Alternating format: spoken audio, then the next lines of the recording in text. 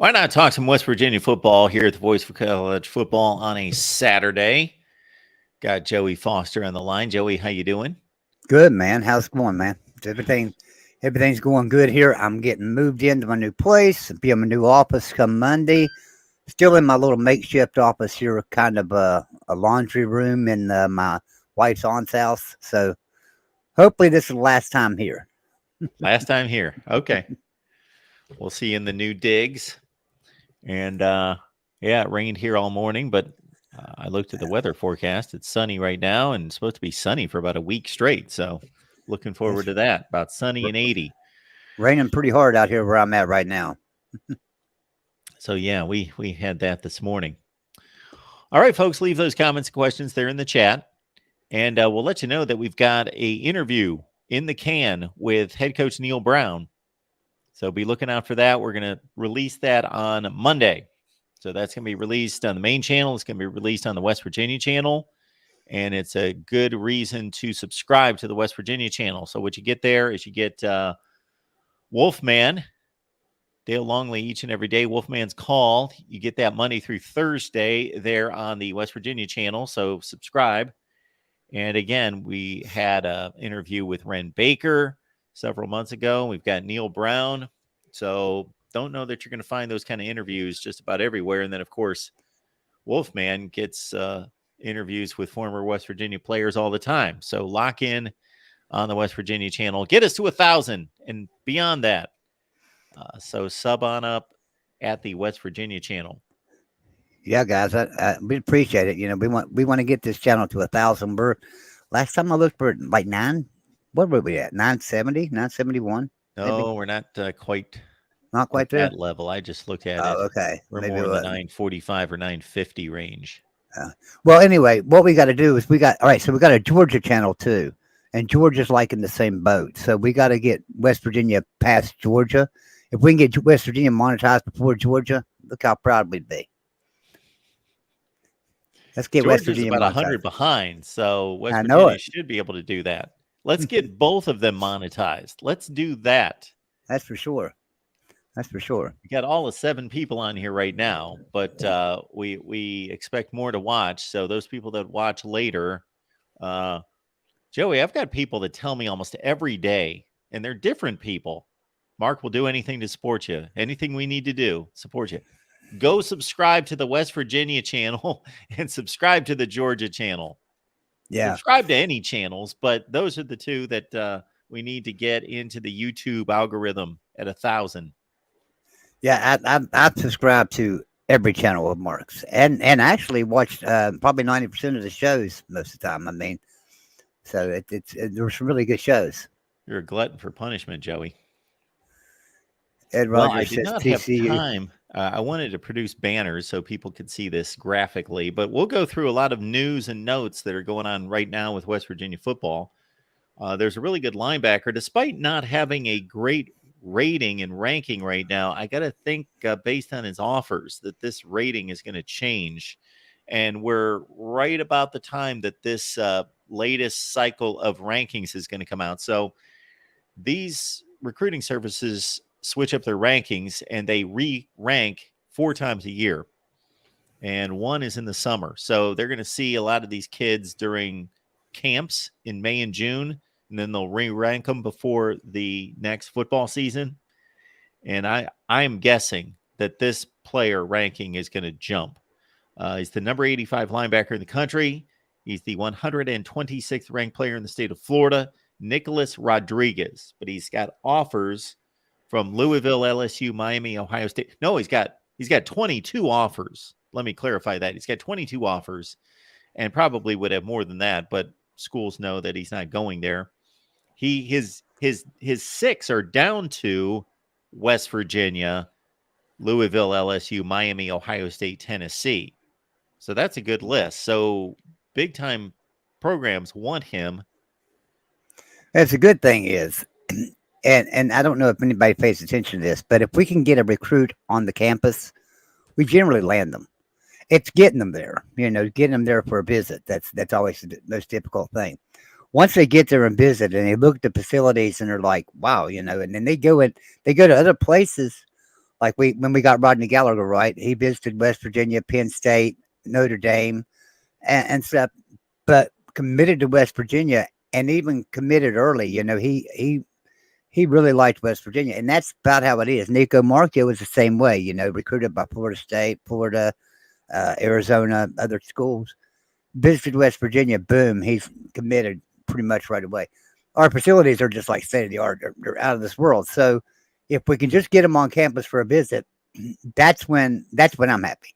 It's getting them there for a visit. So I think we've got a really good chance at this Rodriguez kid. I know that it's going to be tough at the likes of LSU and Miami and there for sure, and Tennessee, but still, yeah. Knowing that he's been to the campus, knowing that he's probably going to return to the campus again, I think we'll grab him. So again, 6 offers, including West Virginia, or not. I keep saying that 6 offers, 6 that he's down to. He made that announcement here out of St. Thomas Aquinas there in Fort Lauderdale, Florida. His team went 14-0 and won a state championship last year. He had 93 tackles, 10 tackles for loss, 9 quarterback hurries, 5 sacks, 2 forced fumbles, 2 fumble recoveries, picked off a pass, and had a blocked field goal. Nicholas Rodriguez out of St. Thomas Aquinas, that would be a great get.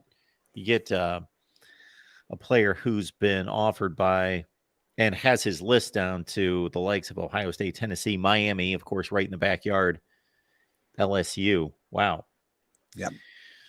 We'll update everybody on the defensive lineman out of Middletown, Delaware, 6'4", 255. So this is Tomiwa Durojaye. So he committed to West Virginia about a week ago out of Kentucky. He played 3 games with the Wildcats. And the only reason I bring this up is because he actually went through and signed it just here in the last day. And he's got 4 years of eligibility remaining. So he may not be any kind of big-time player right now, but they got 4 years to work with him. Yeah, that's another one. See, he visited the campus. He was down to 4 teams. It was Georgia Tech, South Carolina, Kentucky, and West Virginia. Chose Kentucky, like you say, was just there, played 3 games, now leaving to go to West Virginia. So that's another one that, even though we didn't pick him up at recruiting level, we still got him back. So that's the good thing about getting him on campus. And these days, in the day of NIL, it's almost imperative to get him on campus, see what the university has to offer, so that if money does come down the line for them later on in the form of NIL, they know what to expect. So I'm happy to get that. We need defensive players too. So. And then they actually got a commit here, did West Virginia, out of Cincinnati, Ohio, Anderson High School, this Jack Samarco. So he's a tight end. He had 13 offers, a lot of I don't remember the offer list now. I remember seeing Temple, Iowa State. So he had some about split between halfway about between Power 5 and Group of 5. 62nd rated tight end in the country, number 58 rated player in the state of Ohio, Jack Samarco. Yeah, I don't know a lot about him either. I actually just came across his name today. So, yeah, 6'6", 242. And West Virginia is really working real hard to get good tight ends right now. During the days of Dana Holgorsen, we had a little bit of tight end play, but not tremendous. Neil Brown's taking us back to the tight end play, back to Don Neal and Rich Rodriguez days. So now, Joey, I think that this next bit of news here is really significant. People want to always hear about the transfer portal and about recruiting, and I get it because it's about the future and it's about player acquisition. But for a player on a team that was 5-7 at a position where you don't accumulate statistics, to be named first and second team All-American. Yeah. Because, he's not drawing attention from being on a 5-7 team, number one. Number two, it's not like, okay, he was on a 5-7 team, but he ran for 1,500 yards. He must be really good. Zach Frazier, the center. So he's been named first team All-American on Athlon.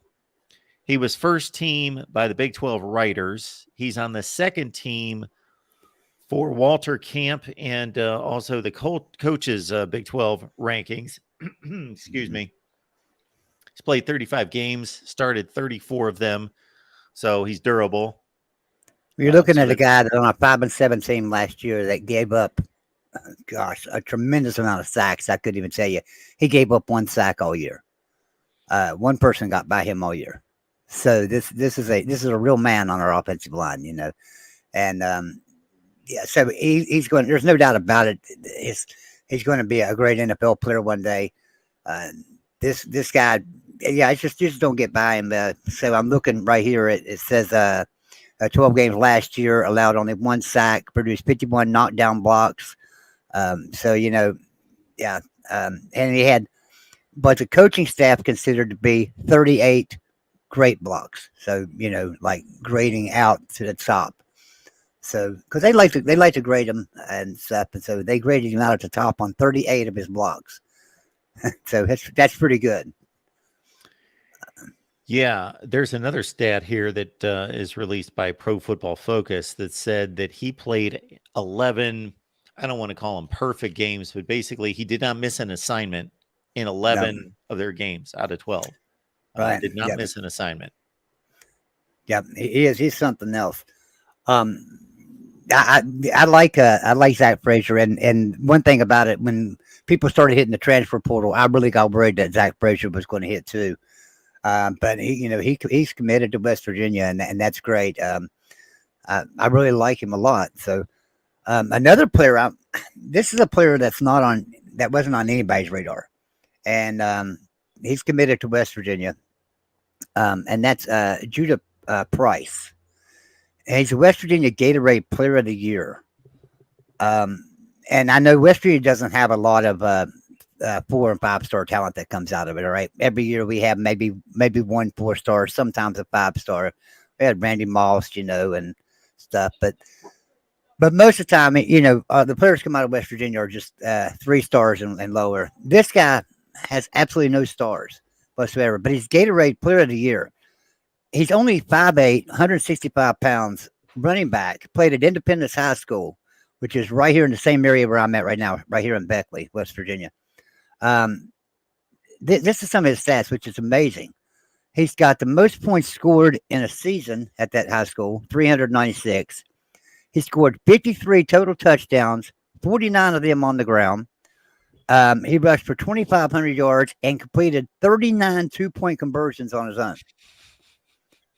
And this kid's running back. Now 5'8", 165, that is Tavon Austin's size. And if he's got Tavon Austin's speed and shiftiness, wow, could you imagine another Tavon Austin in the backfield? And this kid, no stars, not even, you know, so, and there was a lot to say that he could be a future Tavon Austin, that's for sure. You know, I've not seen any game film on him at all. But those numbers right there kind of remind you of Tavon when he was coming out of high school. So his size is obviously a big detriment, unless he's got that kind of speed and quickness. So that's the only thing. These are the only reasons I could figure out why he doesn't have a ranking yet. Would be size, of course. But then if you get the size combination with speed, he's going to get ranked. Maybe he's just not a step slow, but a step slow for that size, where he's not like, you got to have unbelievable twitch and speed to get on, you know, the major scouting radar if you're of that size. And then the other thought would be competition. Maybe he doesn't play in the best league in America. Yeah, he does. And I mean, you know, there's not a lot of big football programs here in Southern West Virginia. The good football programs are up north around Morgantown. But, you know, there's still good competition here, you know, just not great. It's good competition, though. So I'm really excited about this kid. I'm anxious to see, you know, what he can do. I'm anxious to see what he runs at 5'8", 165. You know, if he can pull off a 4.2 speed, I'd be pretty happy. That number of 2-point conversions is a state record. Yeah. Yep. So it sounds like their team just basically says, forget the kick after. We'll just give put it on his back. Just give it to him. Yeah, and so and I don't know. I haven't looked up what Independence went this year, how many games they won or lost. But Independence High School, I know they play teams like Woodrow Wilson. Um, and Lord, I can't think. I've not been around this area for so long. But like I say, there's good competition around here. And listen, people say there's not a lot of competition in West Virginia. There's kids playing football in West Virginia. There's some big boys in West Virginia. What you get out of West Virginia is a lot of linemen, like Wyatt Milam, right? He was a 4-star recruit a couple of years back. Plays for West Virginia now. He's a offensive lineman. You get the big boys. You don't generally get the Randy Mosses. Randy Moss was a freak show out of West Virginia. You don't generally get those, but this kid here with his numbers, I'm anxious to see what he can do. And who knows, he may not ever even see the field. His team went 12-0. Did they? Yeah. Really? Wow. Well, I can't believe this kid's not on anybody's spotlight then. Listen to their scores this season and see if you recognize any of these high schools. Okay. They beat Liberty 60-0. Yes. They beat Oak Hill 40-0. Yes. Polka, they beat 70-8. Oh, wow. Yeah. They beat Shady Springs 68-0. Wow. They beat Westside 62-0. They beat Man 52-0. Nicholas County 58-7. Wyoming East 66-0. Bluefield 20-12. Bluefield must have been tough. And then Fairmont Senior 42-7. North Marion 58-19, and then Hoover 42-7. Wow. So do you think maybe that West Virginia could just recruit the whole school? Scores like that. Can we just have their offense? Wow, that's something else. So that's pretty good. Yeah, and to think, this guy's got to be the leader of the pack there. So, coming from a winning football program like that, this could be a really good pickup that nobody's talking about. So let's remember that name, Judah Price, and let's see what he can do. Preferred walk-on. Yo, yo, yo, yo, yo, yo, yo. Traveling Fools is here. What's up, TF? Who all we got in the chat? I haven't even really been paying attention. Jimmy Satterfield says that this Judah Price might be another Deuce Vaughn. Hey, that's a good comparison there. Yeah, he did all right for himself. That's Deuce Vaughn was a walk-on as well, wasn't he? Ooh, good question. I don't know. I'm thinking he was a preferred walk-on. Huffer Billy asking the question of the season right there, of course. Does Neil Brown stand a chance of surviving after this coming year? I've been saying, this is my thoughts on this. The Penn State game's a loss. They're going to wash that out. No big deal. He loses that game. Who cares? The next game's a cupcake. He obviously has to win that. But then we follow up with Pitt. We get Pitt at home this year. If we lose that game, I have a tendency to believe that Neil Brown would lose his job that evening. I have a feeling they would fire him that night. If we win that game, I think he's okay for 2 more weeks. We go into Big 12 play. For the off week, we have 2 more games. If he loses those games, I think he's fired in the off week. Now, that's never happened at West Virginia. They've never fired a coach mid-season. But, a lot of schools have never fired a coach mid-season, and they'll fire him. They'll fire him now. So what you're telling me, Joey, is I better get this interview released soon. We better get this. Get this interview. Can we beat Pitt? I think we can. But I love Neil Brown. Neil Brown's a pretty decent recruiter. He's not the greatest. He has trouble retaining the talent. He don't have trouble getting the talent there. He has trouble retaining it. They transfer out on him. But he brings in new talent to take their place and does pretty good with it. The problem is he's a great coach Sunday through Friday, and then he doesn't coach on Saturday. And he can't do that. So we've got to have a coach that can win us some games. That's obvious. I like to look at I heard a name the other day, and I like this name too. So I've always been saying that Tom Herman, and I said I like Tom Herman. He understands. He understands. He would understand West Virginia culture and be a good fit at West Virginia. But I heard a name the other day, and I thought, oh wow, I hadn't really heard that name before for West Virginia, but it made sense. Garrett Riley. That would be a good replacement. Sure. And I think Garrett Riley is just on a 1-year contract at Clemson, from what I understand. So, yeah. Well, regardless of his contract status, right. Yeah. he would be out the door for a head coaching job in the Power Five. Yeah, that's what I was just saying. Garrett Riley, and that's a name. So that name came down to me as a tip from one of my contacts and stuff. We was talking one day, and I was mentioning Charlie Strong, because Charlie Strong used to coach Louisville. We played Louisville a lot. He understands West Virginia, understands this recruiting in this area. Done a pretty good job for Louisville, if everybody remembers. So I think Charlie Strong would be a good candidate for West Virginia. Then I mentioned Tom Herman, and as I was talking to them, they said, "Have you forgot about Garrett Riley?" And I was like, "No, I hadn't even thought about Garrett Riley." And they said, "Yeah, you might want to put him on your radar." So, Joey, do we have an idea what Forrest is referring to here? So he says when people notice that the issue with guys transferring out was temporary, and it's been largely cleared up. when people notice that the issue with guys transferring out was temporary, and it is largely cleared up. I don't know where you're talking about it's largely cleared up. I mean, I think quite a few coaches would disagree with you there.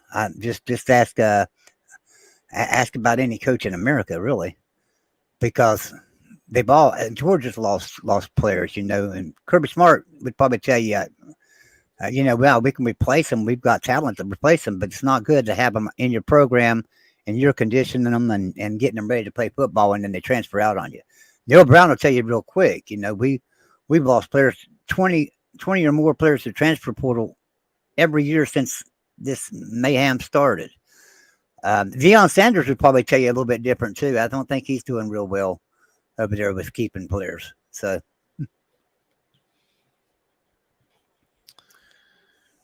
Antoine is asking about Jeray Hawkins. So Jeray Hawkins, I'm not going to be able to, Antoine, give you any kind of tremendous insight into Jeray Hawkins besides knowing the name and now looking at his numbers here. So when I looked at his numbers in terms of his rankings, I thought, are we talking about the same guy? Because I don't think West Virginia would be in the running, but it's showing that they're in hot pursuit, and they're one of the warm teams that he's interested in. So 5'9", 165 out of IMG Academy.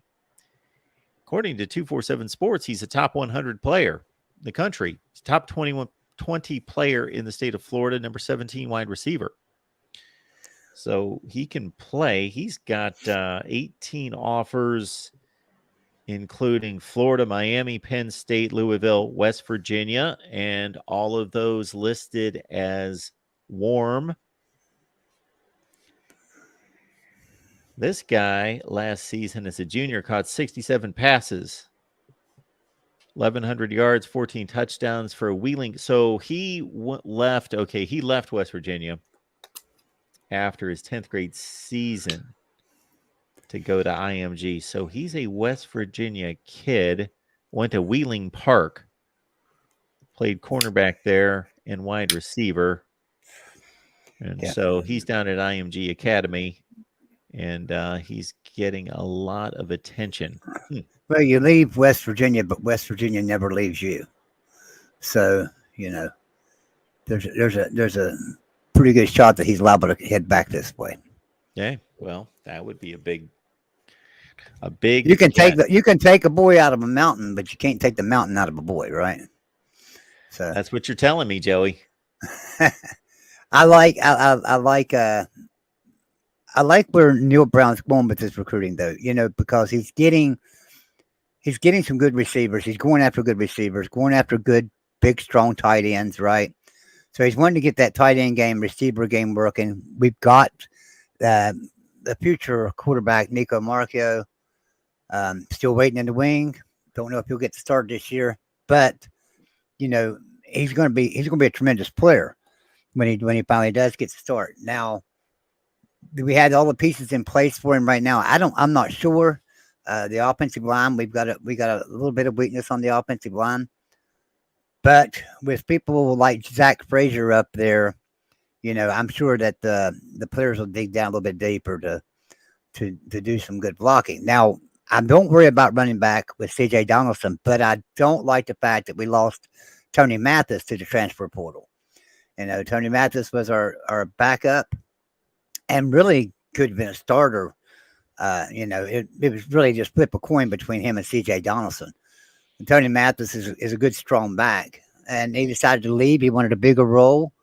He wanted to carry the ball more, and unfortunately, there's just not enough carries in the game when you have somebody like CJ Donaldson in the backfield. So he left the program. I wish him well.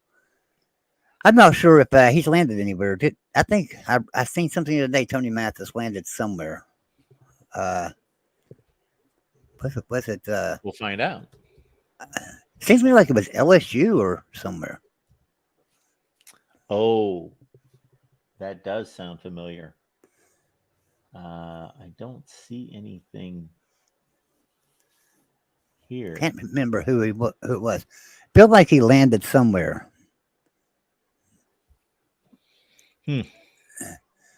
Yes, Ben, West Virginia's a new team this year. This is our first season playing football this year. Wish us luck. Houston. He went to Houston. Okay. Yeah. I knew he went somewhere. I was thinking that I knew it was down south, but I couldn't remember where. I was thinking LSU, but it's Houston. So he's going to get to come back to Morgantown this year to play against West Virginia because Houston. No, good. He gets us at home because we play Houston in Houston this year. So he's going to get to have his revenge out on us. I like Tony Mathis. So he was a great running back. He's going to do really good in Dana Holgerson's offense down there. That's for sure. Because Dana Holgerson will spread the field, and that leaves a lot of room for the runners. And with our secondary being as weak as it was last year, hopefully it's filled up a little bit better this year. But if it's still weak, we're going to have to double cover guys, receivers and stuff, and that he'll run all day on us. Yeah, well, Trifling Fool says you can take the boy out of the mountain, but maybe you shouldn't. Yeah. All right. Yeah, W at Houston there, Ben. What's saying? Weakness on the O-line. Hubbard, Yates have been the only question, but Hubbard seems to be developing well after moving to guard. O-line is strength, not weakness. Well, okay, so I would push back on that. So Zach Frazier, yes. But, Wyatt Milam has been getting run over. Now, if he's been in the weight room and getting some strength about him and stuff, but, Wyatt Milam, four-star recruit, and coming there, and I know he was young, but, he got taken advantage of and got run around last year pretty bad. So, I'm hoping that he's gained some strength and developed more. So again, folks, coming up on Monday, we release our interview with head coach Neil Brown. That's going to be on the main channel and the West Virginia channel, where you need to sub and help us out. Even if you've got no thoughts about watching any West Virginia content, this is what you do for us here at the Voice of College Football. Go on over to the West Virginia channel and please sub, and you can unsub when we're safely over 1,000. How about that deal? Yeah. Hey, I'd like for everyone to do me a favor too, and I'm sure Mark don't mind me saying this. So I work with a lot of channels. Mark's one of them, of course, but another channel that I work with real closely, and he's in the chat right now, is Exploring with Ben and Sam. If you guys would sub up Exploring with Ben and Sam, really appreciate it. He's got a great channel over there. Does travel shows and exploring shows, so like he goes in the catacombs, Chernobyl, different places. He'll go in abandoned buildings, And I even heard some talking on one of his videos one day that his mic picked up, and he didn't hear it before he uploaded it. He went back and listened. He said, "I do hear that talking too. Don't know what that was." So pretty cool channel. A lot of fun. Sub it up. Ben, would you post your link down there? I guess you're a mod in here. You may not be a mod in here. I was going to say the same thing. If he's a mod on the main channel. He should be. I believe he is. That he should be able to drop that link there. I was telling a couple friends about Ben's channel just the other day that are interested in those sorts of videos and those sorts of explorations, of course, exploring with Ben and Sam. I'm going to grab his link right now and drop it in there real quick. All right, I got it here. I'll drop it in there. If you guys would sub it up and things and check out some of his videos, man, it's really good. I am also going to grab the link to the West Virginia channel because people have a difficult time finding that. Yeah, it's a hard channel to find because you have to search for West Virginia football at the Voice of College Football. So quite a bit to type.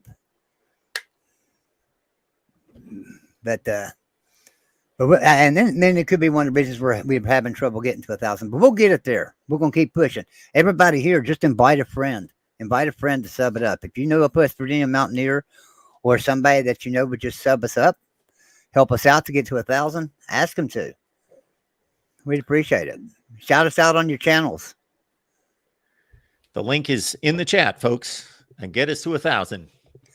Now, I'm not your normal host of this show. So we have a show called Wolfman's Call, Monday through Thursday. He goes live at 3:00. Has great player interviews, coach interviews. He had Jay Paterno, Penn State coach, and Joe Paterno's son. Had him on the show last week.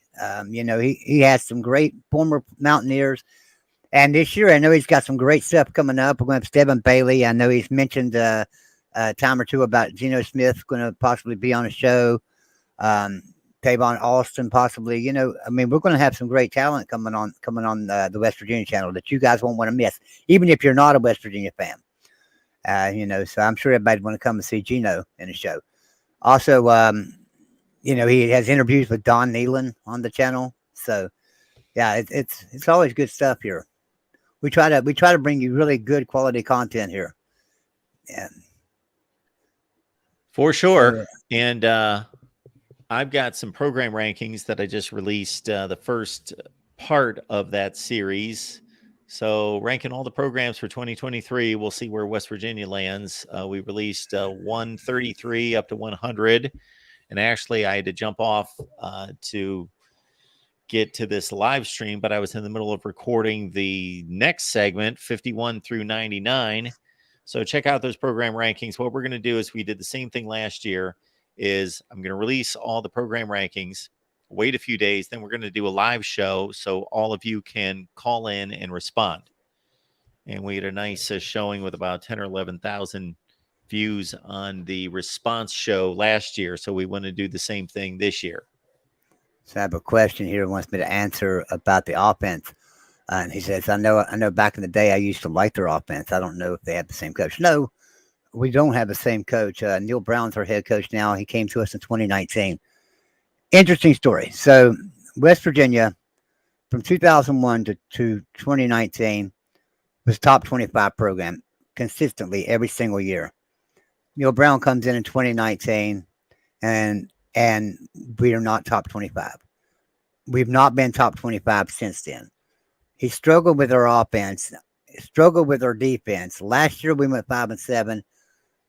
Offense, we've got some good talent. I'm not liking the scheme, and so last year we thought, okay, it's going to be different because he went out and he hired Graham Harrell as our offensive coordinator.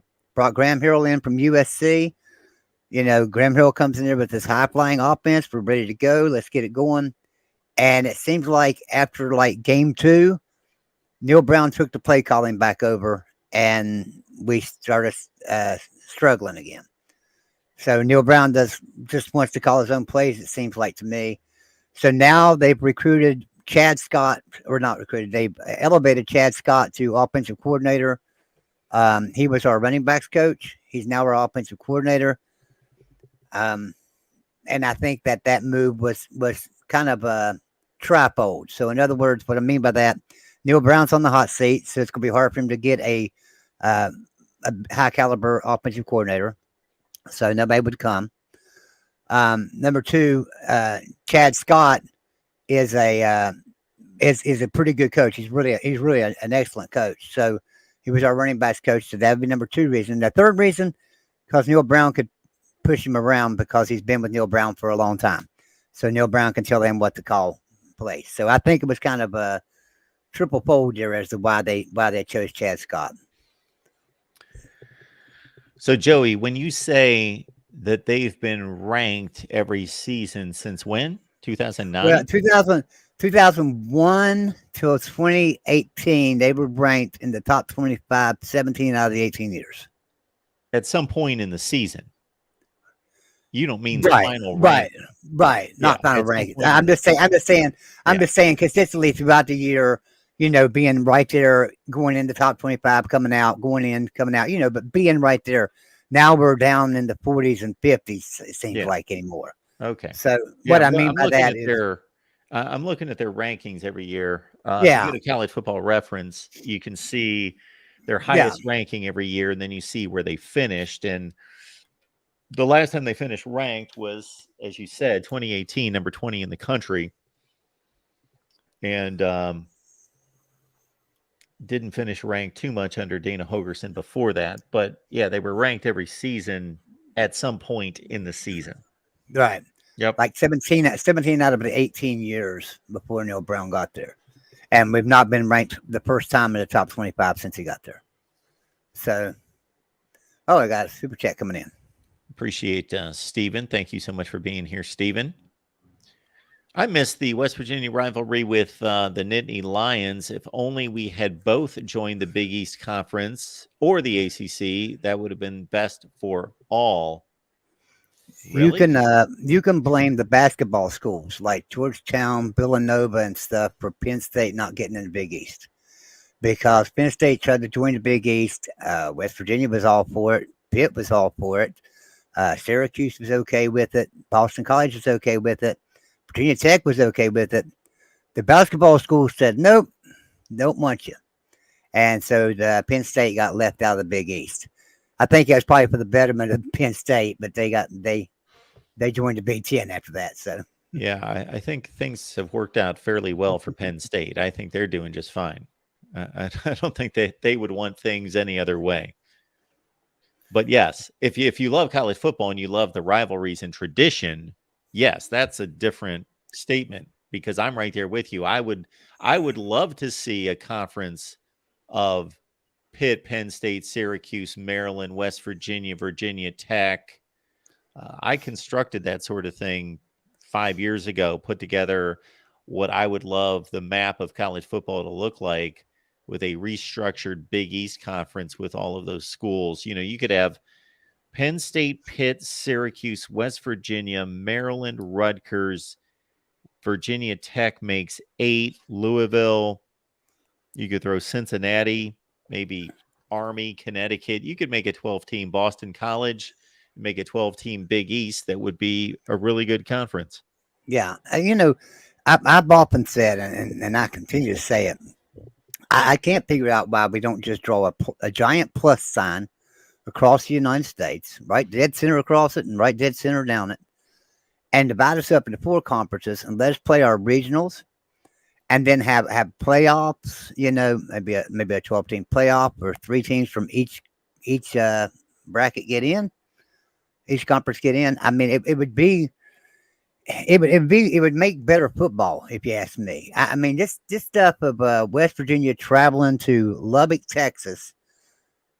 West Virginia can't travel there, and when Texas Tech's got to travel to West Virginia, they can't travel to West Virginia. That's a long trip. It's not like you jump in the car and you drive 2 or 3 hours or 4 hours even to a game.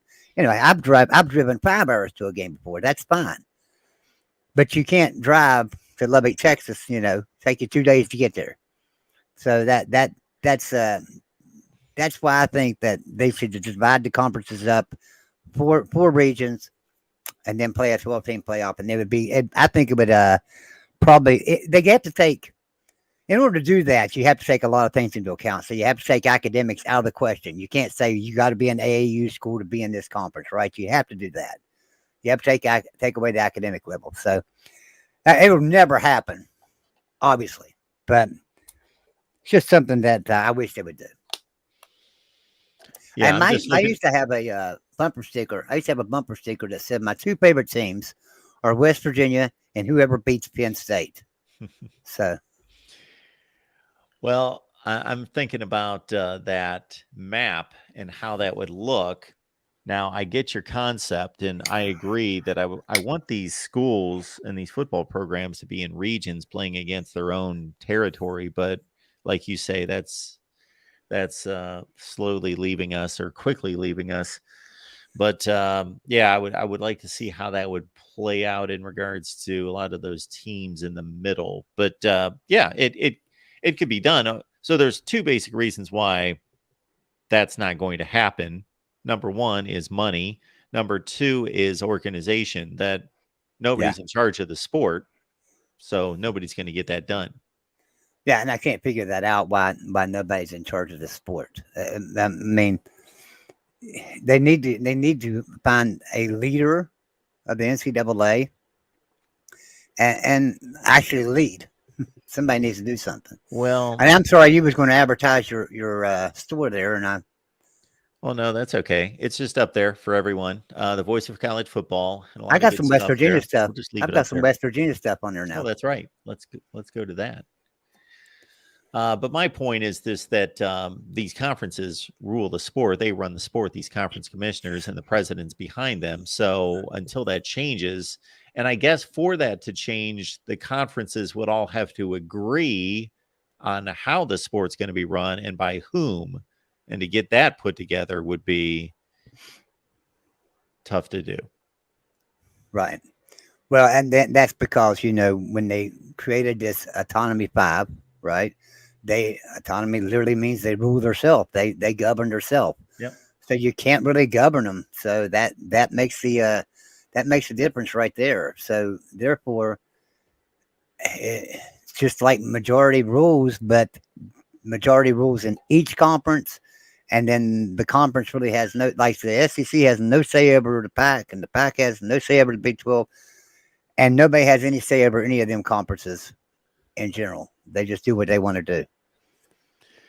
Look at this merch that Joey's made up here. This is phenomenal. So I made a few of the Wolfman Call at the Voice of College Football t-shirts. So that's the new show here on the West Virginia channel, Wolfman's Call.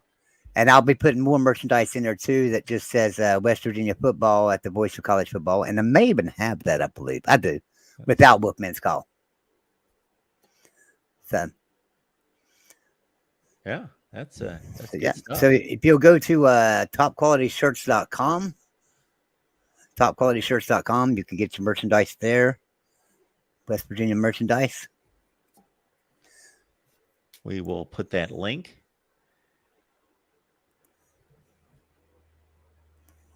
Right there in the chat.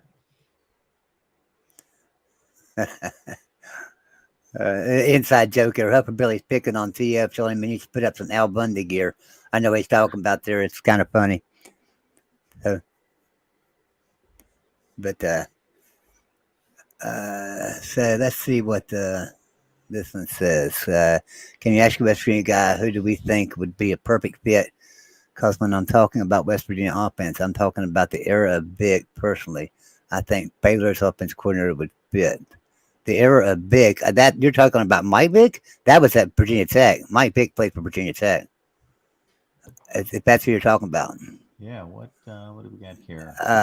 Vic, V-I-C, Vic. I can't think of anybody else that would be. Yeah, it has to be Mike Vick. And he played for Virginia Tech. He didn't play for West Virginia.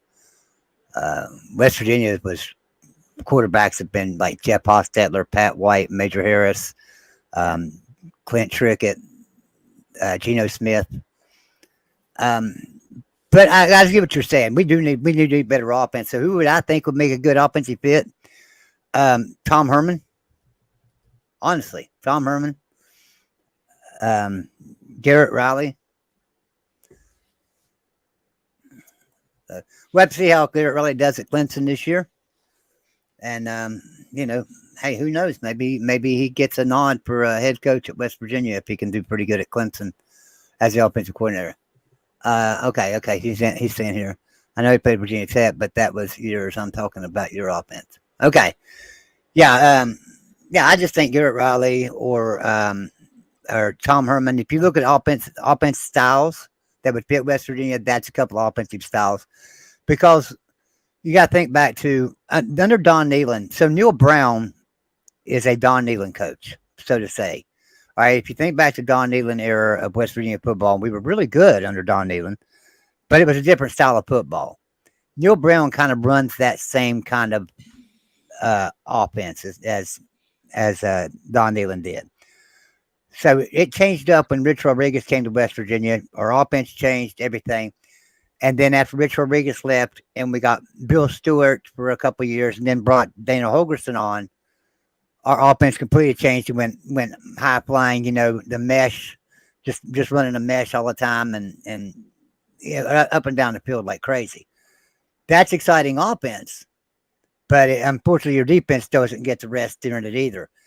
But when you take an offense like Garrett Riley runs or like Tom Herman runs, the defense can actually get a breather and the offense can actually put a drive together instead of just going for big plays and, maybe being out on the field for 30 or 40 seconds. It used to be like that under Dana Holgerson. Everybody talked about our defense being bad. Our defense was really good. We had a lot of talent on our defense. The problem was you was make or break with Dana Holgerson.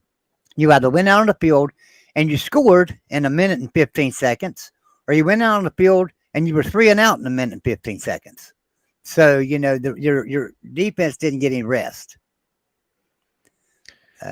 Got a comment, coming in from our buddy Jackson, who says Jamie Chadwell and Kurt Signetti are also great candidates for WVU. I also love the idea of Garrett Riley being head coach as well. So Jamie Chadwell, of course, put Coastal Carolina on the map, and now he's moved on to Liberty to take over for Hugh Freeze, who put Liberty on the map. Regardless of what you think of him, he did a great job at Liberty on the field, and Jamie Chadwell is a great. Liberty's become one of these programs possibly that, like an App State when they had Scott Satterfield, Eli Drinkwitz, and now going with Sean Clark, that they can go from coach to coach to coach, and they built it to such a place like Boise State 25 years ago, where now it doesn't matter who the coach is, just as long as they hire the next good one. So Jamie Chadwell at West Virginia, I think Jamie Chadwell is a really good coach and proven. Kurt Signetti, so James Madison, of course, entered the FBS just here this past season and did a great job. They were instantly one of the best teams in the Sun Belt, went 8-3, were the first school to ever be speaking of the top 25, they didn't finish in the top 25, but to be ranked during the season in their first season in FBS. So Kurt Signetti, he's 41-8 at James Madison, done a great job. So definitely those two guys would be great additions, I believe. The problem I have with that, and it's not really a problem, it's just that's where Neil Brown was too, if we remember right. If we'll think back to Troy, sure, Neil Brown at Troy in 2016, 17, and 18, he was 10-2, 10. Oh yeah, he had 3 consecutive 10 and 11 win seasons. Yeah, so and he was the top choice for a lot of programs in 2019, and West Virginia hired him, and just not had any success at the Power 5 level. You want a Power 5 guy? I'd like to have a Power 5 guy. That's why I say somebody that's been there, Tom Herman or somebody like that. But also, even Garrett Riley, at least he knows the Power 5 programs a little bit better than Neil Brown did, I think. Even though Neil Brown had been a assistant coach at Texas Tech and things like that, and Kentucky, I don't think he was in them long enough to have to recruit a lot of players. That would be an interesting research topic to do, is to go through the last 10 or 15 years of college football and who's elevated from the group of 5 into the Power 5 as a head coach and how well they did their first go around. Yeah. And I know there's a lot of coaches that programs just don't fit, and maybe Neil Brown just doesn't fit at West Virginia. Who knows? He could end up someday coaching for Alabama and winning 6 national championships. Who knows? You just don't know where he fits in at. Yep. Rich Rodriguez fit in obviously at West Virginia, right? He came in there and took the program over from. It was successful already under Don Nehlen. He just kept it going, got it even more successful. Went to Michigan and flopped. So, our buddy Twisted Rooster says that Jamie Chadwell is a difficult character. I think that's why he's missed on some bigger jobs. I don't. I know that he's been discussed and he's brought up, at least by fans, for bigger jobs when those come open. But as you guys have notice when a job comes open of the various, instantly on all sorts of websites, you'll see the list of names that come out versus the guy that eventually gets hired. It's usually not on that obvious list of 4 or 5. Usually. Now, this one's confusing me now, because a while ago you said our offensive line was the strength, and now you're saying we need to have a strategy of getting offensive linemen out of the portal. I don't understand that, because a while ago you said it was our strength. It's not our strength. Our strength is our running back room, without a doubt. But I agree with you here. I do agree with you here. We need to get some offensive linemen out of the portal. I do agree with that statement. So Sandra says Jimbo may be available next year, and he's from West Virginia. Jimbo Fisher, great guy. I mean, he's a true Mountaineer. Really is. He comes up here quite often, visits. He goes to dinner, local restaurants. He'll sign autographs, sits there, eats dinner with just everybody and sits there and talks. Great guy, supports the university, contributes to the university, and everything like that. As a head coach of West Virginia, I don't know. I don't know that that would ever happen, to be honest with you. I would tend to want somebody who's on the rise. I want a young guy on the rise, not a super young guy, but a guy that's proven something to some extent, but he's on the upward climb. He's still hungry and he still wants to work. And I'm not saying Jimbo Fisher doesn't want to work, but a guy that's on the rise rather than a guy that's coming back on the other side of his career. Yep.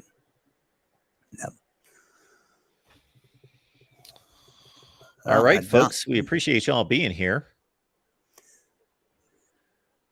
We get together each and every week. I know that we're a bit inconsistent on when we get together. We'll get that nailed down at some point. But Joey and I thought it was important to get together, talk some West Virginia football. We had, if you've missed most of the show, which most of you on here right now have missed the nuts and bolts, the meat and potatoes of what we talked about early with, Nicholas Rodriguez, the linebacker out of Fort Lauderdale, who's put West Virginia on his top 6 list with Ohio State, Miami, and Tennessee and others, LSU. The Kentucky defensive lineman who is signed here just in the last day. He's got 4 years of eligibility. We've got Jack Samarco, the tight end out of Cincinnati, who has committed to West Virginia. And Zach Frazier, again, arguably the best center in college football, and all the accolades that he received from preseason watch lists on Athlon, Walter Camp, writers, coaches, polls in the Big 12, all naming him first or second team All-American. Yeah. And again, one more coming up on Monday, I just want to highlight, sorry, Joey, Neil Brown, the Neil Brown interview we will release on Monday.